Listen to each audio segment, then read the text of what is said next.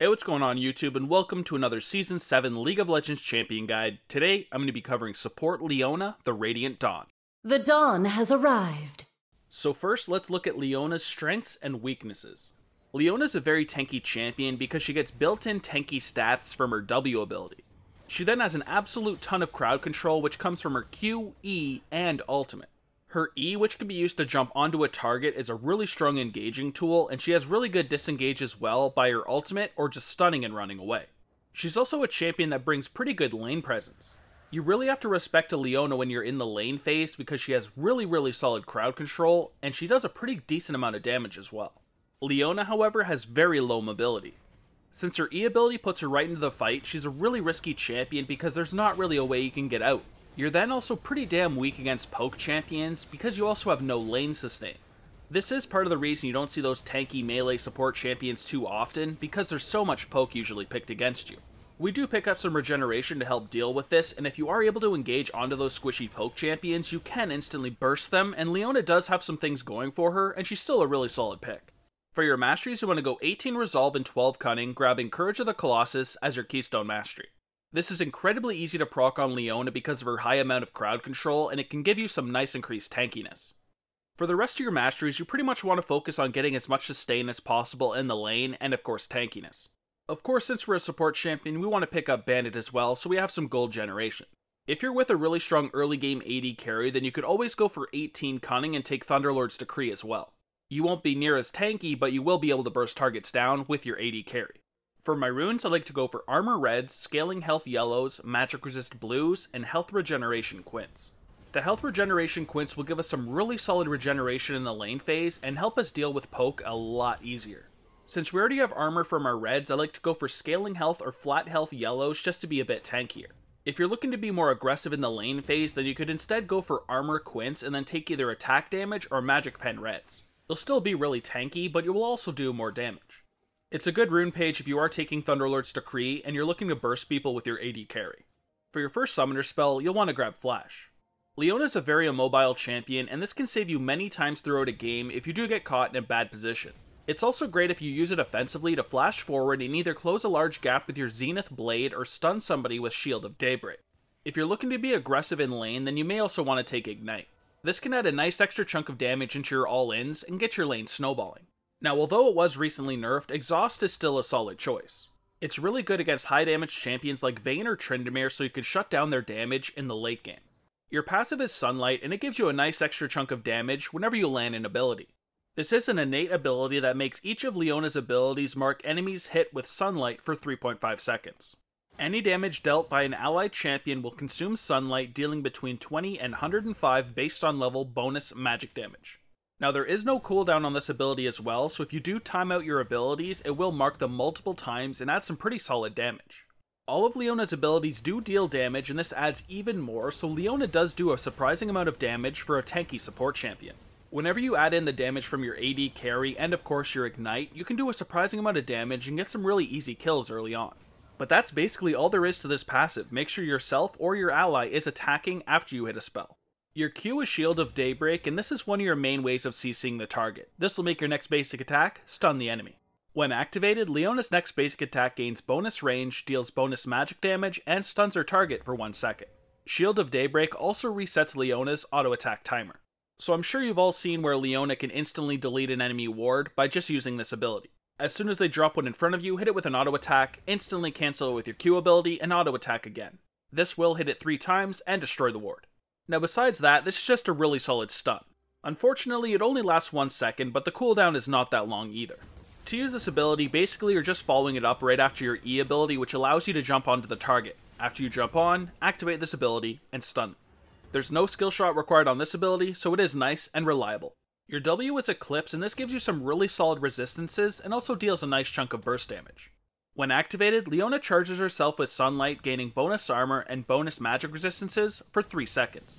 The Sunlight then erupts at the end of the duration, dealing magic damage to all nearby enemies and retaining Eclipse's bonus resistances for an additional 3 seconds if she damages an enemy. So this is a really solid ability because we are a tanky champion, and of course we're getting bonus armor and bonus magic resist, and this gives us even more. To use this ability, we'll usually want to start it before we jump onto a target because when we get there, it will blow up shortly afterwards, doing some pretty significant damage and also increasing it for another 3 seconds. So that's basically exactly how you use this ability, whenever you're going in for an engage, and whenever it comes off cooldown, of course in a team fight, you want to activate it just so you are a bit tankier. Your E is Zenith Blade, and this is your gap closer that also roots the target and does some nice damage. When activated, Leona projects a solar image of her sword, dealing magic damage to all enemies it passes through. If she damages an enemy champion, she will dash to the last one struck and root them for 0.5 seconds. So this is a really solid ability because it has an 875 range, and although Leona is a very immobile champion, this can allow her to close a gap on a target. It does also have a speed of 2000, so it is pretty hard to dodge. You can always use this ability as well to help shove a minion wave.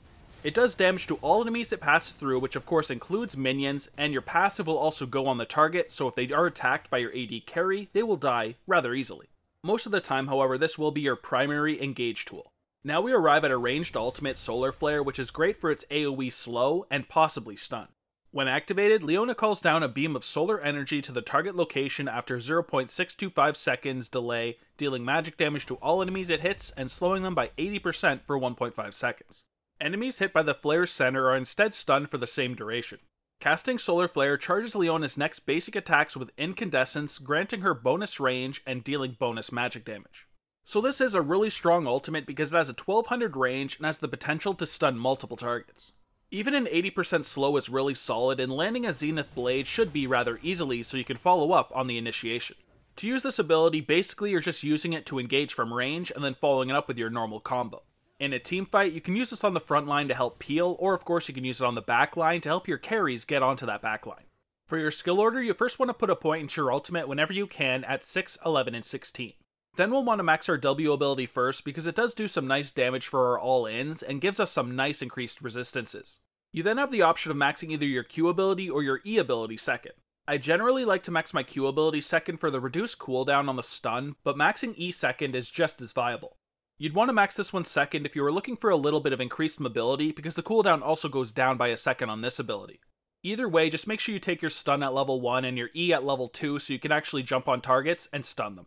For our normal all-in combo before level 6, we first want to start our W ability and then jump on the enemy with our E ability. After we land at the enemy champion, we'll want to quickly stun them with our Q ability, and shortly afterwards the W will proc, dealing a bunch of extra damage and increasing the resistances for another 3 seconds. Against champions that don't have much mobility, you could also activate your W after you jump on the enemy, but usually I like to start with it so I know it's going to hit the enemy. When we have our ultimate, the combo is the exact same except we are opening up with that ultimate to stun them beforehand. This is what it looks like.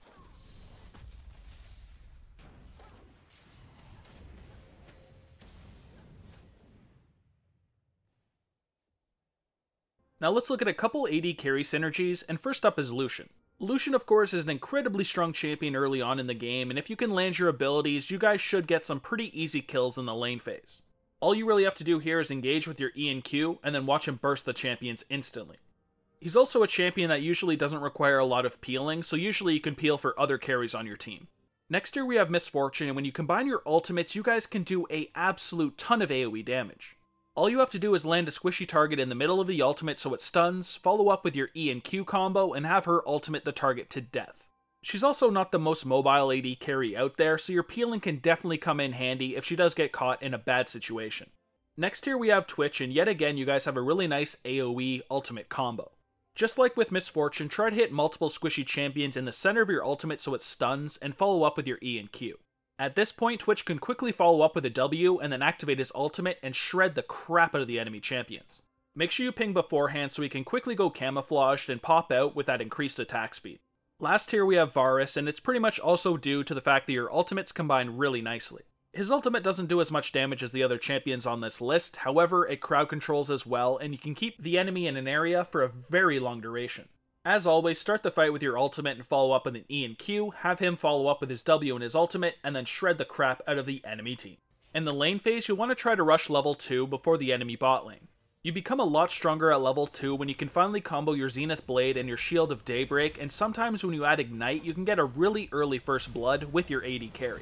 When you have your Eclipse, you'll want to add it right before the Zenith Blade so you gain the resistances when you're engaging, and it will also blow up doing some pretty solid damage.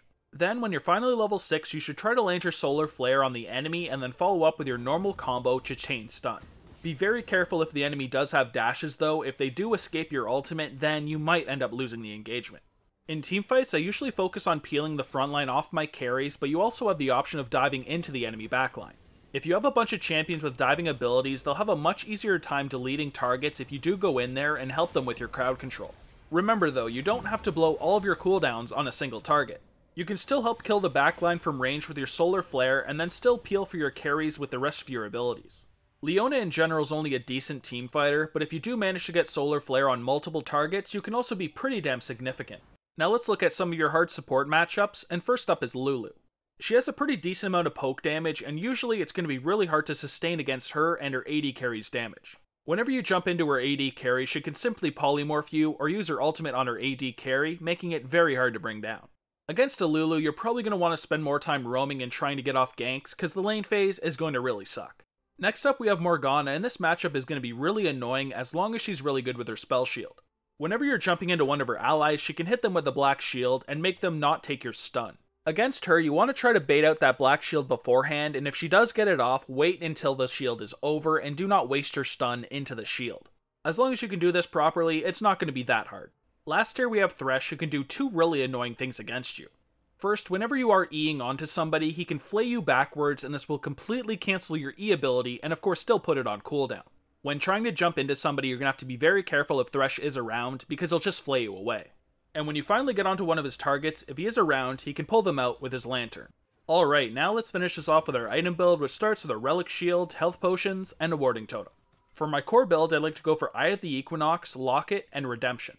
I prefer going for Eye of the Equinox because personally I'm not a huge fan of going for the Face of the Mountain and a Ruby Sightstone, because I don't really like using one extra slot for that Ruby Sightstone. Then of course, since we are a support champion, a Locket is a great way to get some armor and magic resist, and of course the shield is a great way to help our entire team. And then of course there's the Redemption, which is one of the best support items at the moment, and that heal can be really life-saving. Now as an alternative, like I did say, you could go for Face of the Mountain and Ruby Sightstone.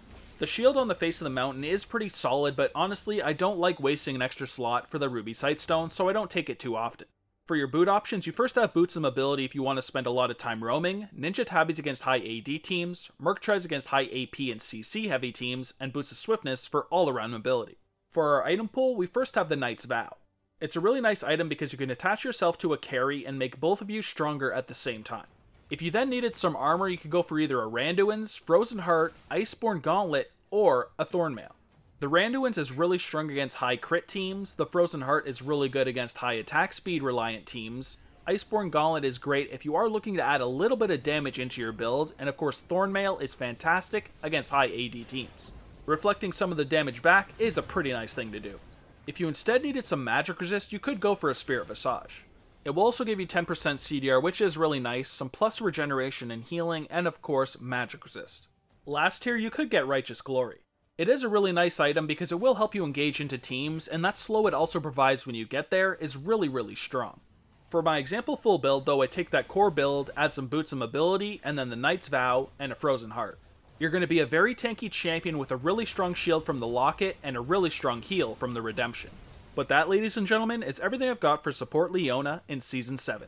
Don't forget to check out the video description below for a link to all my social medias. I stream every night but Tuesday at 7 PM Eastern now, and of course that link is down there. As is my Discord server and my second YouTube channel. Also, if you guys did enjoy the video, please make sure you like and subscribe, but other than that, thank you guys so much for watching. I hope you guys did enjoy it, and I will see you in the next one. Take it easy, have a good day, and peace.